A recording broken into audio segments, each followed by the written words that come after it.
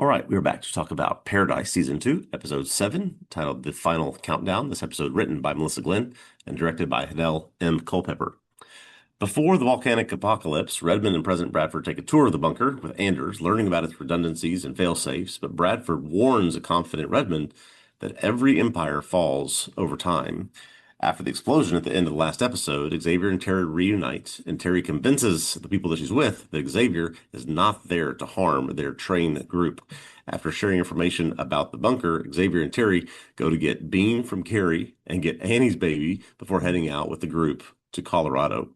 In Colorado, Tarabi confronts Redmond about Alex, but is completely dismissed.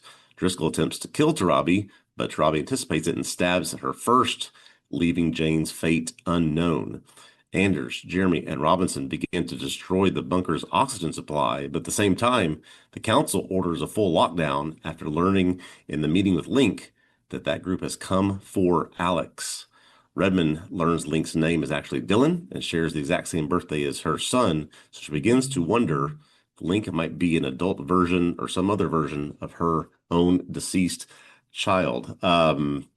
Hey, Hmm. the final countdown. We got it two or three times in this in this episode. Do, do, do. Yeah. I think we joked about that last week. Yes, we did. Of Yes, course we it did. did. Of course, We of got course it it. did. And if we didn't mention last week, I really regret it. That of course we got like an emo cover of the final countdown. But of course that's what they did. Yeah, Um, absolutely. Yes. a lot of thoughts about this episode. Lots of stuff to talk about. Where do you want to start, Ryan? Whew, there's some wild things introduced in this episode. Maybe we save that sort of more complex and theoretical stuff for the end. So why don't we sort of start with those simpler things, maybe with Xavier and with Terry. We get some very fast resolution there, right? She is able to quickly convince them that he's not there to harm them. They say, as long as you give us information about the bunker, we're good to go. They do. They let them off the hook. They got to go retrieve their new family, their new kids, and then Yeah, hop back on the train to Colorado. it felt to me a little bit like having Gary take Bean was a narrative excuse to see Cameron Britton some more. Hmm. Hmm. And I don't know, it didn't. The whole thing didn't do a lot for me. I mean, I guess it works. You get in there some time for Xavier and Terry to talk a bit and catch up a bit um, as they're going back to the post office or whatever. I guess I didn't really feel a lot of tension in those scenes Yeah. because no part of me thought there was any chance things were going to go wrong. What about you? Yeah, that part, the word I felt when I watched all that was just sort of felt rushed, like things we have to tie up so that we can get you moving towards where the real action is happening. And like I said, That's what's weird about it. yeah, Sorry to interrupt, but no problem. Yeah, no, just no problems with him setting off a bomb. You know, they quickly explain that. Quickly get him on the same side of what's going on here. We're all sort of seeking the same thing to get back to Colorado. And so, yeah, just let's quickly tie up loose ends, grab kids, and go. right. But this is what I was thinking. When I said this is what's weird about it is that I agree that on the one hand it felt a bit rushed, but on the other hand it felt I felt like a lot of what they were doing was unnecessary. So like it could have been even quicker, in other words, Yeah. um, instead of having Gary take Bean and then you got to go get Bean and all of that. I mean, you could have just kind of like put him on the train real quick, almost. Yeah. We don't see them go to retrieve the baby because we don't need to. Fine. Yeah. But I feel like what the writers of the show wanted to do was to give us that scene between Terry and Gary. Didn't realize they had rhyming names until just now. Um, in the post office and so on. And so I guess it boils down to a question of how well that worked for people as viewers of this show. I guess the point was in some way, I don't know, it's like they were almost trying to make me feel bad for Gary and it didn't work Yeah. for me. maybe that's it. Yeah, What throwing about the line you? out there was that he says, the best years of my life were the worst years for everyone else, or something like that. So just a chance to write stuff like that and tie a little bow on that character. But you're right, it was just we've got Cameron Britton, he's pretty great. Let's go back to him for a few minutes before we get on the road. Yeah, and it's like, okay, look, I'd feel bad for Gary if he hadn't killed his best friend. You know what I Right, mean? It's like right. all you had to do was not kill a guy, Gary, Yeah, and like you'd have my sympathy and so on and so forth, right? Like, I can certainly understand, unrequited love and all of that kind of thing. But it's like you killed Enos, man. yeah, Yeah, exactly. it's just to say like it was a mistake, it was an accident, I panicked. If anything, to me, it was like what was coming out through all of that was the kind of darkness in Gary again, more Hmm. than it made me sympathize with him or anything like that. But of course, when it comes down to it, he's not going to violently, abduct Terry or anything like that. Yeah. I mean, probably even if Xavier wasn't outside with a rifle, I still don't really think Gary would have harmed Terry. So I don't know. I mean, again, I just didn't really feel a lot of tension through that whole bit. And weirdly, I felt similarly about some other stuff where maybe I should be feeling more tension, but now I risk taking us right into the thick of everything, I guess. You want to do it? Yeah, yeah. Just to last to sort of note that just this is maybe oddly felt like I think season one was very much the Xavier season, maybe the Xavier and Bradford season. This has really not been a focus on him this year. I mean, partly Yeah. because he's not in the bunker anymore, but he's just had he's had important things to do, but it's not been, I think, in service of the major things, which are the stuff we're about to touch on that's going back to the bunker here. Right. I mean, even if it's taken some time and spanned over some episodes, when it comes down to it, I could tell you Xavier's story in the season in a couple of sentences, right? Exactly. Yeah. He left the bunker in a plane. The plane crashed in Arkansas. He met Annie after he got hurt, and they traveled together until she gave birth and died. And then he made his way to Atlanta, and this guy Gary lied to him about Terry being taken by the train people, and so he tried to get her back, but no, she was there of her own free will, and now they're reconciled and on their way to Colorado. You know what I Yep. mean? Like it's maybe that That was was more it. than a couple sentences, but Yeah. like that's pretty. But all that took like 3.5 episodes. Yeah, yeah. I mean, of course, we're cutting back and forth and everything. The stuff in the bunker. Let's start with Link, I guess, and because the first thing I want to talk about here, and I might need you, Ryan, to keep me from going too far into the weeds complaining about this, but is the age, right? Because when we were talking however many weeks ago about the fact that Link's name wasn't on his ID, Right. Right. and say, okay, well, who's it going to be, right? We're told any information about his real name. How is it that his real name's going to be some kind of twist or surprise or whatever? I very directly recall us ruling out the possibility of him being Redmond's son because we didn't think I think we thought he was too old or Yes. something like that, right? I think that's right. Yeah, if I recall correctly, yes. The age doesn't seem to match up, and so I was still thinking about this episode. Because look, I don't know about you, but to me, it became incredibly obvious what was going to happen as soon as Redmond and her husband started talking about it being Dylan's birthday, Yes. right? It's like oh, so Link is Dylan, because they Yeah. say maybe it was as soon as they said he would have been 26. I was like, oh, so Yeah. it is going to be Link somehow, right? Because I think that felt like new information. And I'm not sure that the timeline adds up well. I guess we just have to accept it. It did inspire me to go back and watch season one, episode two, which is the one where Dylan dies. And I don't know, man. Like they never tell us how old he is there, Okay. And and never tell you what year it is. they don't tell you what year it is. But one aspect of this that we do have to work with is the age of Dylan in comparison to Hadley, Hmm. who's still alive, right? And in the bunker, she's in high school. I feel Yes, like she correct. reads like she's 16. That wouldn't work. I don't think she can be 16. She has to be like 18. Maybe we can buy that. But then going back to that season one episode, I don't know, the Dylan doesn't seem old enough. He seems like maybe 10 is Hmm. pushing it, but if that he kind of feels like he'd be a young 10. So I'm trying to put all this together. And what I decided is in that episode, it basically has to be because I think it's been like 15 years. So I think in that episode, it has to be that Dylan was like 11 and Hadley was 3. She does seem to be a toddler, you know? Yeah. I don't know, man. That feels like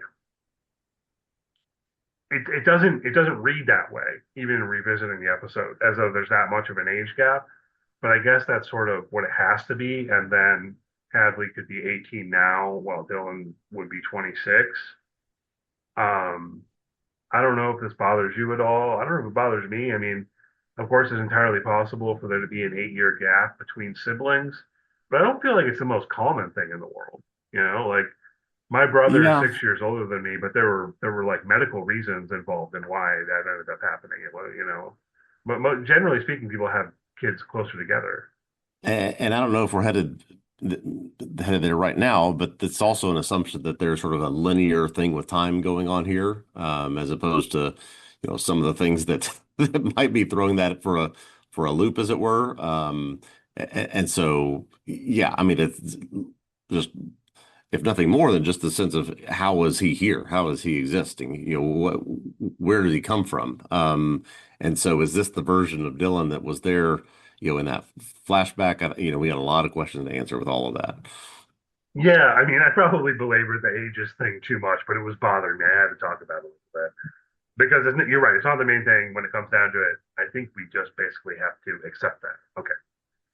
Um, is if Link is Dylan, the bigger question, the thing is, I've been thinking about this for a couple of days, and I have absolutely no way to make sense of this. Right. So I'm really curious how the show is going to suggest, sort of making sense of it. Yeah. Because even if we go in the direction of thinking, okay, something like many worlds theory, alternate universe kind of thing. Alex is somehow a quantum computer that's able to um, bring these universes together or whatever, right? Which is kind of my speculation going forward about what Alex is. It still doesn't really make sense because um, even if Link were from like a parallel universe, Hmm. why wouldn't he recognize Samantha as his mother? I don't know the answer to that. It's yeah, I, that's I, I don't know. My answer to a lot of what I think is unanswerable at this point is that my theory is Alex is some sort of AI time machine, and that she has used Alex to go back to a point in time and get him and bring him to where they are. And she had to do that when he was very young, and so he doesn't recognize her or something like that. But yeah, whether it's that or whether it's parallel universe or something, what Alex is going to be hopefully a big piece of the puzzle of what's going on here. I mean, there's no yeah, Alex. disputing anymore that this is Dylan who belonged to Redmond. We've got the whole the names and the dates, the nosebleeds, all this stuff, the things that sort of tie all this together. Yeah, Alex is going to be the answer. I'm just worried. It's hard for me to see how it's going to make any sense because further are a couple other things we know about Link from what we've seen this season, right? So if we start thinking that Link is Dylan from, Earth 2 or Hmm. whatever, Hmm. well, what about the fact that when Billy kills Patrick Fischler's scientist character, Henry or whatever, Link was his protege, right? Yeah. So it seems that then the younger Link was in the world and involved in creating Alex even. I don't know, man. It just feels like Hmm. there's paradoxes all over the place for me here. I guess there's a sense You of know? how long before, well, it couldn't have been it the bunker could not have been completed when Dylan was a little child because No. Bradford was not president and therefore could not have toured it when that many years ago. So Yeah. I'm trying to put those timelines together. I can't square it. So I think they've been in the bunker for 3 years. Right. I think we've been told that. And as best as I can put it together, um, again, if Dylan would be 26 now, Hmm. 11 is about the oldest I could imagine him being in the season one episode. Yeah. Because he's definitely a kid. I don't know, young 12 or something, you know what I mean? Like right around there. He's definitely not a teenager. Um, so yeah, that's my guess there. So then it's been like 15 years since then or something. I don't see how to kind of square this circle.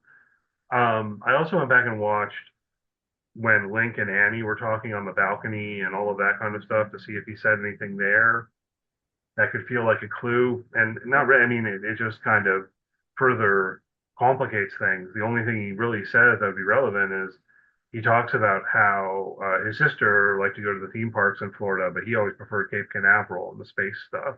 Hmm. Hmm. Um, so if his sister's Hadley, I don't know, man. I think it's like in some way, I feel like if he is Dylan, quote unquote, he has to be Dylan from some parallel universe or something. And that's enabled in some way by whatever Alex does. And then I guess the only way to make sense of him not recognizing Samantha is if his mother died when he was quite young in that parallel universe. But then I still don't know how to account for the fact that he was there when Billy doesn't kill him in the past of what I think is our timeline. Yeah, so I don't know how they're going to put this all together in a way that's coherent. Yeah. I am really, since we started talking about it last week, really have been wondering if I not accept, that's not the right word, but if I'm content with the fact that they seem to be going with a combination time travel parallel universe direction with this show. There's Yeah, always a lot of mystery. There was a lot of twists. There was a lot of um, you know, who's on what side, intrigue. It it's an interesting turn that we're taking. And I guess this finale is going to do a lot to convince me whether or not I think that they have done it well. yeah, I'm worried about it. Yeah. Um, to where I'll even say, like, am I going to keep watching this show? When it comes down to it, probably, as we said Yeah. earlier, in the previous part of the podcast, it's been renewed for season three, and indications are that'll probably be the final season. So if it's only going to be one more season after this, I'll Yeah. probably watch it regardless of what happens in the season two finale. But I'm a bit worried, man. And so because there's something else, we've been talking about Alex and so on. Maybe we need to run through a few things here in terms of what's going on in the bunker. Link and his group are outside. They do have the meeting. He gets his apple pie. He says he wants Yeah. Alex, but then once Redmond is putting together that she thinks he's Dylan, and she doesn't care about anything anymore, right? No. So she just makes her horny. Okay. Um, but that sounds a lot. Horniness. Okay.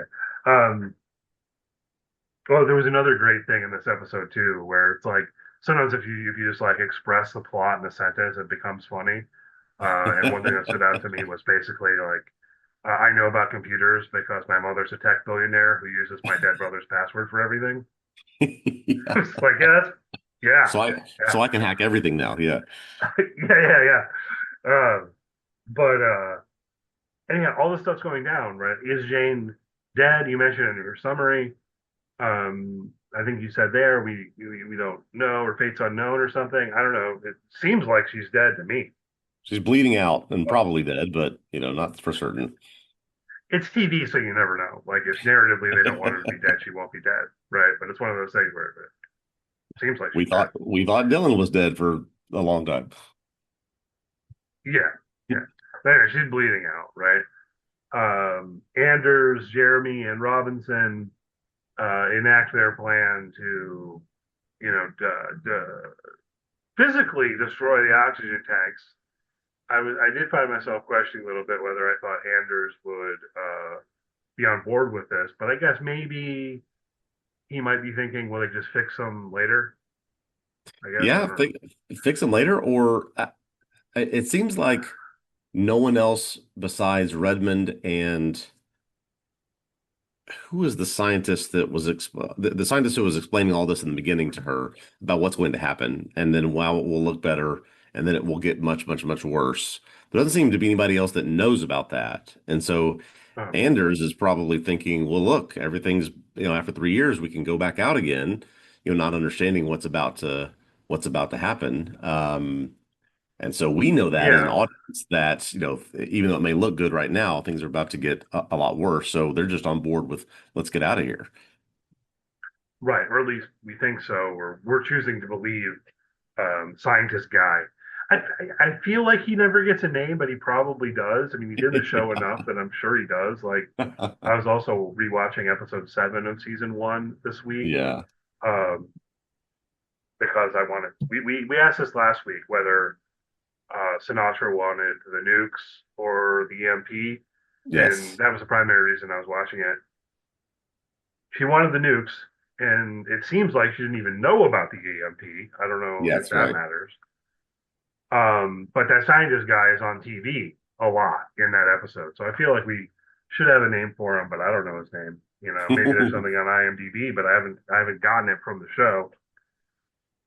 We're believing him with what he has Yes. said about the Venus scenario and all of that. Um, so not definitive, right? But the confluence of things. This is another thing where with the flashbacks, it just felt very on the nose, right? Because in the flashbacks, he's explaining, like here's the fail safe if something goes wrong with the oxygen. Here's the fail safe of being attacked from the outside. And they have Cal Yeah. asking, what if this all happens at the same time? He's like, that's not gonna happen, right? Where then in the present, it's all coming together so that it does happen. Um, Link and the others, they're going to storm the place. Yeah. The council doesn't know what Jeremy and Anders and Robinson are up to, right? They don't, They and I'm curious as to how they're going to find out, like because they were down in the depths, I guess. Jeremy and Anders Robinson know that the oxygen is starting to leak. They also know that the reactors are about to fail, but I don't think anyone up top knows this yet. I don't know if they've gotten the emergency warning like Anders is looking at, maybe, but if Yeah, I don't know if they know exactly why. I don't know who's in a position to do anything about it or what yeah, needs to be done, even. So all this is going on, and it really feels like this threatens the entire bunker's existence, right? Um, I don't know, man. If there's no oxygen and a nuclear reactor is about to melt down, that certainly feels to me like everybody dies. yeah. There are two things happening as you relay that are serious problems to people locked in a confined space. Even though I put in our notes, we will. I mean, the title of next week is an extreme spoiler for Yeah. what might happen. So if you're not interested in knowing that, don't go look at it. But yeah, it just is hard to imagine that with no oxygen and a reactor melting down, that people are going to be able to survive in this bunker that much longer. And okay, and yet through the montage, right, this is all interspliced with Redmond not giving a shit, right? She's just like, oh, because that guy's Dylan, I'm just gonna go see Alex. She just totally nope. She ghosts everyone, right? The council's all freaking out. They decide to do the shutdown because on their own because they can't find her, right? Yeah. She doesn't care about any of this. Now this feels very out of character, unless it all has to do with Alex and what she's going to do next after she gets there, right? The episode ends with her saying, "Hi, Alex." We're presuming Alex is like a supercomputer. Probably, I don't know. We still Yeah. haven't seen Alex. But I don't know about you, but for me, throughout this whole thing playing out again, I felt a certain lack of tension because of how Redmond was behaving, right? Okay. I want to, Like, yeah, I want to go ahead. I want to explore that a little bit. no, you go ahead if you had something you want to throw in there. Yeah, it is interesting that once that happens, once she recognizes or makes the connection about Dylan, right? It is a total turn of character for her, it seems like. She goes and jumps on her husband. She's got these sort of thoughts about what he could be or who he could be, goes, leaves everything behind as things are literally starting to melt down, leaving that all behind, go down the special elevator, take this cart over to where Alex is. It's almost like she's realized for the first time that it works or it does something that, she's always wanted it to do. Like maybe she didn't know, but how would that be possible if she's the one that helped to build it? It's like it's has surprised her. Like something is that there's new information that she has that she didn't have before that. And that's what so I can't just sort of put my finger on what exactly that's done, but it just doesn't seem like the same person. Right. So, I mean, maybe she believed or hoped that Alex would work, and this is some confirmation. Yeah. Yeah. And again, the only thought I really have is that Alex, in some way, is kind of, bringing parallel universes together or something. And so, can we? Okay, is this like a theodicy? I don't know if you know the term, but like Leibniz, claiming we live in the best of all possible worlds. It's kind of Hmm. like God Leibniz imagines before creation, God considers all the logically possible worlds and then chooses the best one to create. Now, of course, because it's God, Yeah. right? Yeah. But part of what I always find interesting about Leibniz is how there's this other thought about compossibility, like things have to be able to fit together, Yeah. so it's not just what's logically possible, but what can coexist with what. Anyway, what if what Alex is meant to do is to like pull the best elements from all of the worlds and put them Mm. together, and somehow that would also solve the climate crisis, right? Because we've taken the elements from worlds where like um, global warming didn't happen. Maybe humanity just died out thousands of years ago or whatever, Yeah. and like maybe somehow that's the plan, and so she doesn't care about what's going on because she's just going to go to Alex and push a button that's going to Hmm. undo everything that's going on. That's what I kept thinking as I was watching the episode. Was like, well, she doesn't think any of this matters. So what if it doesn't matter because she's going to get to Alex and like press reset? Yeah, that's what I've landed on as well, that this is something that even though it doesn't really say anything, it says a lot that she speaks to it when she goes into the room. So it's something smart. Yeah. It's something that can respond back to her and something that, she can help to direct or divert whatever it is that she wants to have done. And so, yeah, the meeting didn't go like she wanted. The people that came want the thing that she didn't even know or realize that they knew that she had it. And so I'll just go turn the clock back, as it were, or push things into a certain different place of where I want it and reset all of this, which is just so wild. Considering, I think when we first heard the term Alex, we just assumed it was going to be some machine that saved the environment or corrected something that was turning the planet into an uninhabitable environment. But yeah, it's apparently much, much, much more complex than that. Yeah. So we'll see how that goes because that's my prediction. And I almost thought it was going to happen by the end of this episode, but of course it doesn't. Um, really curious to see what happens in the finale along those lines, and then everything else, right? Because unless Sinatra's about to pull some kind of Deus Ex Machina with Mm, the God Machine, yeah. um, Now I have seen a then couple people say that this path that she's going down in this golf cart or whatever it is to get to Alex is the same sort of tunnel or path that Link and Xavier see in their visions. That there's, okay, so they've been there, they've experienced Alex or whatever it is, whatever that thing is, that they have some exposure to it in the past or the present or whatever that ends up looking like. That yeah, these are similar places. yeah. Well, I mean, on that front, what I imagine is Xavier gets to Colorado, they get back to the bunker, runs into Link, says, "Hey, Yeah. dude, I got your baby." What? I have a baby? What? Anyway, they make fast friends, and then are trying to figure out how to infiltrate the bunker. Hmm. You know, and then somehow that relates to the visions that they've had or shared, and then also relates to Alex in some way. So it makes sense to me, I guess, if that is the same tunnel. Yeah. Um, Also because we know that Link is after Alex. I think he wants to destroy Alex, which has always been a wrinkle also in terms of what Alex is, because I think he knows what Alex is because he was involved in inventing it. So, you know, Correct.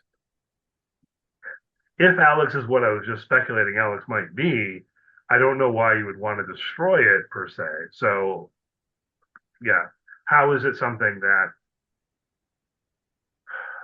could be viewed as saving the world on the one hand, or on the other hand, be viewed as something that needs to be destroyed? I presume we'll find out next week. Yeah, there is that would be a quite I think quite a large variable to leave out of the finale if we don't get a full explanation of what it is and what's going on. Probably we'll get that explanation and understand what it is, what they're trying to do, and they do something to it or something with it, and whatever it is, that thing that they do, that will leave us with our cliffhanger heading into season three. But yeah, they better explain what that thing is. Yeah, yeah. I mean, I expect with this being the kind of show that it is, I expect them to. Yeah. I mean, it would be possible to instead try to show it because through what Redmond does, Hmm. but